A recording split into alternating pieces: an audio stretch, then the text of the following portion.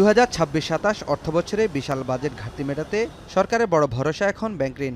2,43,000 কোটি টাকার ঘাটতি সামাল দিতে ব্যাংক থেকে 1,12,000 কোটি টাকা ঋণের লক্ষ্যমাত্রা ধরা হয়েছে।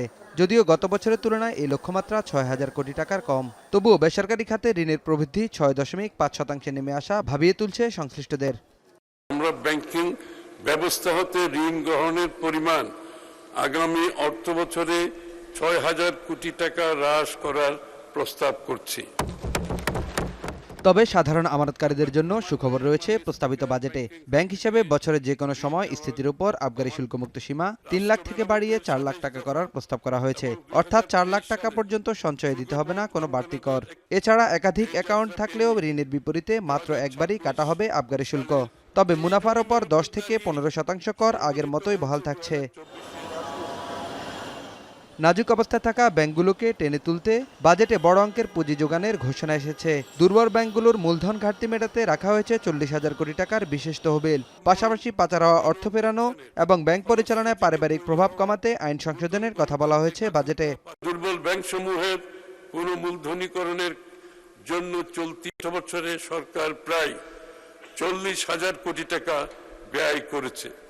আমানতকারীদের অর্থ ফেরত প্রদানের লক্ষ্যে ব্যাংক পুনর্গঠনের উদ্যোগ নেওয়া হয়েছে।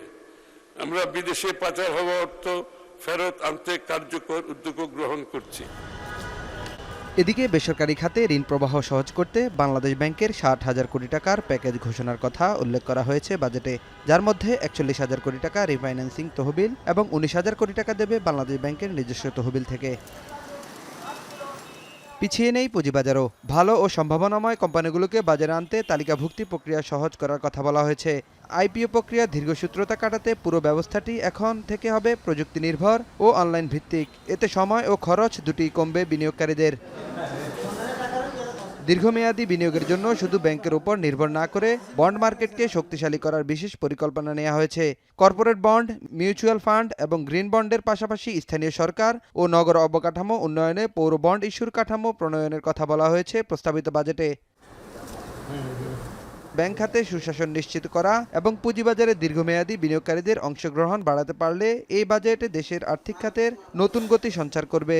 বিশেষজ্ঞরা বলছেন, ব্যাংক থেকে ঋণ নির্ভরতা কমিয়ে বিদেশি ঋণ বাড়াতে পারলে তা হবে অর্থনীতির জন্য আরও স্বস্তিদায়ক। ব্যাংকিং সেক্টর এর তারল্য সংকট থাকার পরও সরকার চাইলে 1,22,000 কোটি টাকা বড় করতে পারবে, কিন্তু এটা প্রয়োজনটা হতো না। সরকার উচিত হচ্ছে আরও লোয়ার ইন্টারেস্টে, বুঝছেন, আরও লো ইন্টারেস্টে বিদেশ থেকে লোন নেওয়া। IMF, world bank, ADB, IDB, আমাদের আরও বন্ধুপ্রতিম যেসব দেশ আছে মিডল ইস্টে, ওদের কাছ থেকে আমি হলে বলতাম যে না, আরও 100 বিলিয়ন বা 50 বিলিয়ন আমি ওখান থেকে নেব। নাঈম কামাল, এখন, ঢাকা।